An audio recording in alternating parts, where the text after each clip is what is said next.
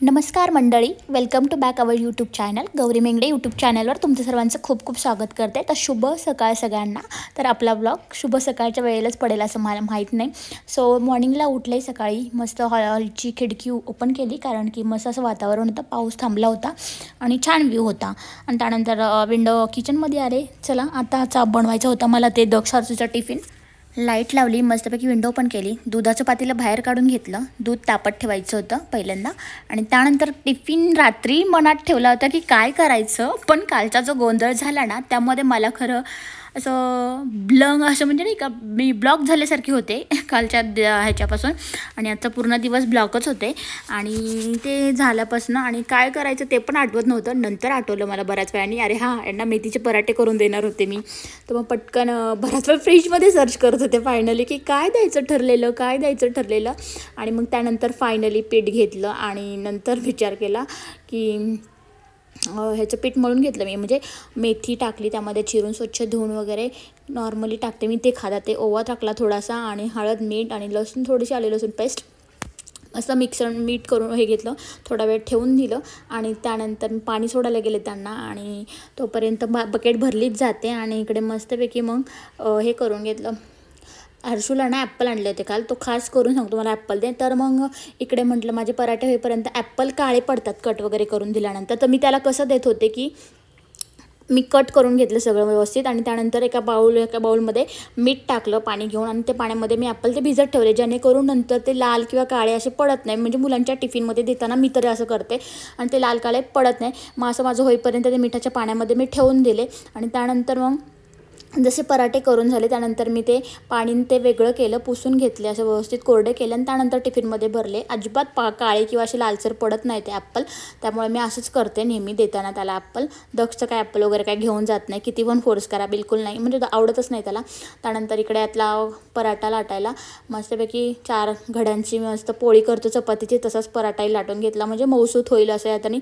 कारण टिफिनचा वेळ खूप उशिरा असतो त्यांचा खाण्यासाठी, तर मऊ राहण्यासाठी. आणि दक्षूला काढला आणि हर्षूला नेहमी चपाती मी जशी करून देते, लाईक मी त्याला रोज टिफिनमध्ये अशी चपाती देते की चपाती गोल आकाराची करून घेते, त्याला वाटीने आपले मस्त छोटे छोटे सर्कलवाले चपात्या त्याला मी करून देते. कारण की तो आवडीने खातो त्या पद्धतीने, की त्याला असं वाटतं की माझ्यासाठी छोटंसं काहीतरी बनलं आहे, त्या पद्धतीने मी त्याला बनवून देत असते. तर अशा प्रकारे पराठा पण मी त्याला तसंच म्हणजे मस्त लाटला मोठा आणि बाऊलने असं गोलाकार कट करून त्याला दिला. तसंच तेवढंच त्याला मज्जा येते की काहीतरी मम्माने वेगळं दिले आणि काहीतरी वेगवेगळं करायचा प्रयत्न करत असते, कारण की ते तो खात जाईल. आणि अशा प्रकारे मी त्याला रोजच असं देते. चपाती केली तर चपातीचे गोलाकार करते, पराठे वगैरे केले तर असे पराठ्याचे वगैरे गोलाकार करते. अशा प्रकारे दोघांचे टिफिन वगैरे भरून घेतले मस्तपैकी. मुलांना आवरलं वगैरे आणि ते स्कूलला गेले.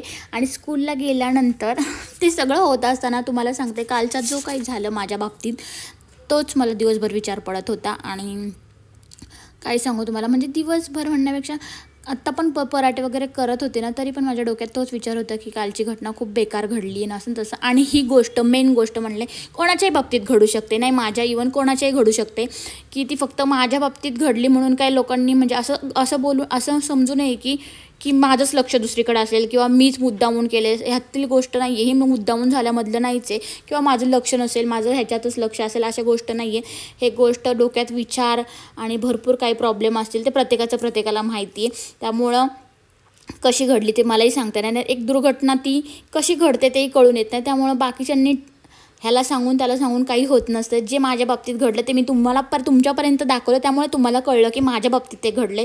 तुमच्या बाबतीत ते घडतं, तुम्ही लपून ठेवत असाल किंवा याला त्याला सांगत नसाल तर तुमचा प्रश्न आहे. पण माझ्या बाबतीत घडलं आणि मी तुम्हाला म्हटलेली माझी फॅमिली तसं मी तुमच्यासोबत शेअर करणार आहे. तर ज्याला कोणाला काही बोलायचं असेल तर बोलू शकता, ज्याला कोणाला काय वाटायचं असेल तर वाटेल, आय डोंट केअर. आणि मी आधीपासून सांगितलं आहे, मी इकडनं ऐकणार, इकडनं सोडून देणार. तुम्ही लोक बोलायलाच आहेत, तुम्ही लोक हसायलाच आहेत, तुम्ही लोक मन दुखलं तर टोमणे मारायलाच आहेत. आणि तुम्ही लोकही म्हणजे जे माझे रिअल फॅक्ट लोक असेल ते माझ्या भावना समजून घेत असतील की किंवा जे काय आहे ते XYZ तेच लोक मला समजून घेतील की जे माझ्यासाठी रिअल आहेत. आणि जे बाकीचे आहेत ते फक्त ट्रोल करणारेच असणार आहे. त्यामुळं इकडनं ऐकायचं, इकडनं सोडून द्यायचं, हा माझा कानमंत्र नेहमी ठरलेला आहे आणि आजपर्यंत तो मला चांगला लाभलेला आहे. त्यामुळं मी माझ्या आयुष्यात खूप सक्सेस अजूनपर्यंत काही केलं नाही, पण प्रयत्न खूप भारी करते आणि बिलकुल कोणाचा ऐकणं. इकडे ना हे बेडशीट आहे, तर हे बेडशीट आहे ना मी ऑनलाईनच मागवलेलं, त्याची कोणाला लिंक हवी असेल तर कोणी मला कमेंट म्हणजे मी डिस्क्रिप्शनमध्ये लिंक टाकेल.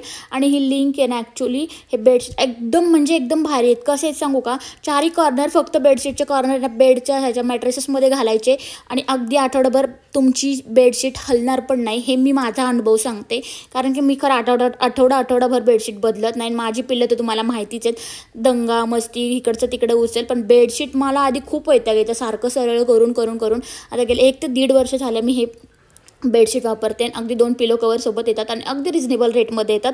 तर कोणाला याची लिंक हवी असेल तर डिस्क्रिप्शनमध्ये लिंक देते, तुम्ही ती टॅप करून घेऊ शकता.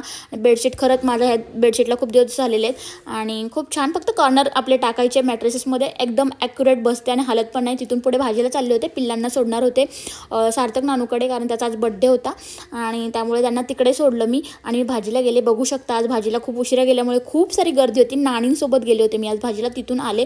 तिथे काही शूट करता आलं नाही कारण 2 पिशव्या हातामध्ये होता आणि मुलं तिकडे असल्यामुळे म्हटलं चला आता पटापट भाजी सेटअप करून घ्यावी. आणि भाजी ऑर्गनाईज मस्त फ्रीजमध्ये डब्यांमध्ये भरून आत्ताच जर आणून फ्रेश ठेवली तर माझा मूड असतो ती व्यवस्थित ठेवण्यासाठी. नाहीतर पिशवी आणली आणि उद्या करते वगैरे म्हटलं त्यातली 1-2 भाजी खराब होऊन पण जाते, त्यामुळं मूड होता. आणि त्यामुळं पटापट सगळी भाजी सगळ्या डब्यांमध्ये ऑर्गनाईज मस्त करून ठेवली. आणि त्यानंतर मग घ्यायला पण इझी, कोथिंबीर निवडून ठेवली. बरेच कामं केले मी या पिरियडमध्ये. कोथिंबीर निवडून त्याच्या डब्यात ठेवून दिली. प्लस काय ती भाजी आणली होती, हिरवा माठ आणला तर ती भाजी व्यवस्थित करून ठेवली. अशा प्रकारे सगळी भाजी वगैरे व्यवस्थित करून ठेवली आणि मस्तपैकी म्हणजे जसं व्यवस्थित लागतं तसं ठेवायला मला फार आवडतं. आणि त्याच्यानंतर ठेवून दिल्यानंतर की जरा काम हलकंसं वाटतं, म्हणजे दुसऱ्या दिवशी काय भाजी बनवायची ते काम करायला गेलं की जरा हलकं वाटतं आणि पटकन पण होतं. त्यासाठी सगळ्या भाज्या व्यवस्थित लावून, आणि ह्या भाज्या मी खरं सांगते जेव्हा आणेल तेव्हा धुवत नाही, जेव्हा जास्तच खराब असेल त्या पिरियडला धुते. पण करता वेळेस A to Z म्हणजे कढीपत्ता किंवा काही कोथिंबीर वगैरे त्या सगळ्या गोष्टी धुवूनच घेते, धुवूनच यूज करते. आता धुवा परत त्या वेगळा ठेवा, एवढं डबल हे करायला माझ्याकडे बिलकुल टाईम नसतो. त्यामुळे मी त्या भाज्या सगळ्या प्रत्येक वेळेस यूज करायच्या वेळेस सगळ्या धुवून घेते. असं नाही, कारण नळाची सवयच झाली आहे ती, जा नळ ओपन कर आणि धू वगैरे असं, म्हणजे ती सवय झाली आहे आणि ती माझी सवयच लागलेली आहे. तर अशा प्रकारे आपण तुम्हाला सांगते की बोलणारे भरपूर असतात, इकडनं ऐकायचं इकडनं सोडायचं. आपल्याला जर सक्सेस करायचं असेल तर इस कान से ऐकणं इस कान से छोड़ देने का. बोलणारे भरपूर असतात आहेत. आणि या माझ्या कालच्या ब्लॉगवर बरेच जण भरपूर काय बोलले असणार आहेत, पण तो किस्सा अद्भुत घडल्यासारखा आहे. तो मलाही कळला नाही कसा घडेल आणि मलाही माहीत नव्हतं की अख्खा दिवस माझा एवढा भारी झाला आणि 5 मिनिटात असं काही घडणार होतं किंवा काही. आणि ते माझ्या नवऱ्याने खरं प्रत्यक्षात स्थिती बघितल्या आल्यानंतर, त्यामुळे तो मला ओरडूच शकत नव्हता, कारण त्याला माहिती आहे की काय झालं आणि काय नाही. घरात परिस्थिती तशीच होती आणि मी खरंच काम करत होती आणि तो पसारा सगळा बघितलेलाच होता. त्यामुळे कोणी काय बोलेल ह्याकडे मी लक्ष देणार नाही आहेत. बोलणारे भरपूर काय बोलत असतात आणि प्रत्येकाकडे लक्ष देणं आपलं काम नाही. आपल्या कामात आपण व्यस्त राहा, कारण की दुसऱ्यांकडे लक्ष देत राहिलं तर त्यांचं ते डिमोटिव्ह आणि ते सगळ्या गोष्टी होतात. त्यामुळे मी लक्ष बिलकुल देत नाही. आणि खरं सांगते माझ्या भावाचा कॉल आला आता आणि तो काय म्हटला ना ते तुम्हाला सांगते मी आता. तर तो मला म्हणत होता की काय झालं, कसं झालं, तुझंच लक्ष नसेल ऑल. तर मी त्याला इन डिटेल सांगितलं की जे काय घडलं ते. त्यानंतर त्याला खरं कळलं की बाबा असं तसं. मग त्यानंतर त्याने मला भरपूर सजेशन दिले, जपून कर वगैरे, तू करतेस ते चांगलं करतेस आणि ऑल. म्हणजे भरपूर त्याने मला, आम्ही जवळजवळ 1-2 तास कॉलवर बोलत होतो. आणि कालचा दिवस खरं म्हटलं सांगायला गेलं तुम्हाला तर मला काही पूर्ण कॉलवर बोलण्यातच गेला, कारण बऱ्याच जणांचे कॉल आले होते आणि जे माझे व्हिडिओ बघतात त्यांचे सगळ्यांचे, म्हणजे ज्यांच्याकडे नंबर नाही त्यांना माहीत नाही, त्यांनी कमेंट पण केला. पण ज्यांच्याकडे नंबर होते त्यांनी मला घरातल्यांनी भरपूर जणांनी कॉल केले की असं करतेस वगैरे, जपून कर वगैरे, का नाही का घटना कधी घडू शकते वगैरे, इट्स ओके. तर त्या सगळ्यांना माझं खूप मनापासून धन्यवाद, ज्यांनी मला कोणी कॉल केले. जवळचे माझे जे लोक होते त्यांना सगळ्यांना खूप म्हणजे त्यांनी मला सजेशन दिले की जपून कर वगैरे, असं तसं हे ते ह्या गोष्टी घडतातच असं तसं. त्याबद्दल तर असं सांगितलं. आणि माझा दादा तर मला भरपूर काय सांगत होता की हे कर ते कर किंवा असं कर तसं कर, म्हणजे खूप सांगितलं की जपून प्रत्येक गोष्टी जपून करताना तू करतेस मान्य वगैरे, तुझी भरपूर म्हणजे तुझी खूप इच्छा आहे सगळं करण्याची वगैरे, तरी पण तू त्यातून सगळं सांभाळून वगैरे सगळं करतेस आणि असं तसं. थोडासा उशीर होईल पण तू सक्सेस होशील, असं त्याचं मत होतं. तर त्याने मला खूप छान सजेशन दिले, त्याला तर खूप थँक्यू. आणि असेच लाईफमध्ये मला जे सजेस्ट करतात चांगल्या चांगल्या गोष्टी मी नक्कीच लोकांच्या घेते, आणि वाईट असेल आणि ते सांगत असतील तर इकडनं ऐकते इकडनं सोडून देते. हे मन की बात मेरे किसी को बताती नाही मी. अरे ही कढई बघू शकता तुम्ही ही घासली बऱ्यापैकी. आता तिला निघायला पण 1-2 आठवडे जाईल. रोज थोडी थोडी थोडी थोडी घासून तिने असं काळपटपणा दिलेला आहे. आणि चलो, जी काही घटना घडली ती एक प्रसंग, एक अनुभव मला भेटला असं म्हणेल मी, कारण की अनुभवातूनच माणूस पुढे शिकतं जे काय असेल ते. आणि त्यामुळे काय माहिती, वाटलं असेल देवाला की एक अनुभव द्यावा, त्यातून ती पुढे सरकेल म्हणून, त्यामुळे पण दिला असेल, असं पण असू शकतं. कारण जी घटना घडते त्यातून काहीतरी माणूस शिकतो. चलो असं. तर इकडे मी पूर्णपणे किचनची जी ट्रॉलीची भांडी होती, म्हणजे मी माझ्या छोट्या धीराचा बड्डे होता, तर सगळी फॅमिली तिकडेच येणार होती आणि तिकडेच जेवण होतं आणि सगळेजण मीटअप करणार होते. मीटअप म्हणण्यापेक्षा खूप दिवसानंतर आम्ही सगळे भेटणार होतो. तुम्ही तर माझ्या ब्लॉगमध्ये बघितलंच असेल की आम्ही लोक सगळे कोणाचा बड्डे असेल किंवा छोटं मोठं फंक्शन असेल तेव्हाच एकत्र येतो. जरी इव्हन शेजारी किंवा थोड्या अंतरावर जरी आम्ही राहत असलो तरी आमचं भेटणं काही रोजचं होत नसतं.